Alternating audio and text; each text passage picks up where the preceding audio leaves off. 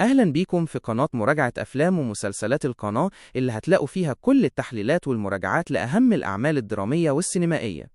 والنهاردة معانا واحد من أشهر المسلسلات اللي تحولت لعلامة في الدراما المصرية، مسلسل ريا وسكينة. هنغوص سوا في تفاصيله، من القصة والأداء التمثيلي لحد الإخراج والرسائل اللي ورا العمل. قبل ما نبدأ متنساش تعمل لايك وشير للفيديو واشتراك وفعل زر الجرس عشان يصلك كل جديد وحصري. الملخص النهائي للمسلسل: المسلسل بيرجع بينا لإسكندرية في بدايات القرن العشرين، وبياخدنا لجريمة هزت مصر كلها، جرائم ريا وسكينة. بيحكي عن رحلة الأختين ريا وسكينة، إزاي انتقلوا من حياة بسيطة مليانة فقر وضغوط لحد ما بقوا أخطر عصابة نسائية في التاريخ، بيقتلوا الستات علشان يسرقوا ذهبهم. المسلسل كمان بيسلط الضوء على أزواجهم حسب الله وعبد العال، واللي شاركوا معاهم في الجريمة. الأداء التمثيلي: عبلة كامل في دور ريا قدمت أداء تاريخي، قدرت تخلي المشاهد يحس إنها شخصية ضعيفة ومستسلمة أحيانا، لكن في نفس الوقت قاسية وشرسة جدا.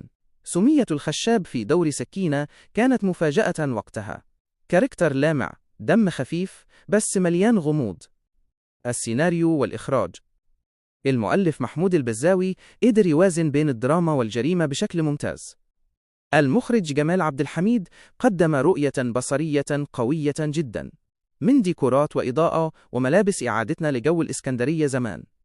الجانب النفسي والاجتماعي: المسلسل مش مجرد حكاية جريمة، لكنه كمان مراية للفقر والظروف الصعبة اللي بتدفع الإنسان للانحراف، ودي نقطة قوته، إنه بيخلي المشاهد يسأل: هل هما ضحايا مجتمع ولا مجرمين بلا رحمة؟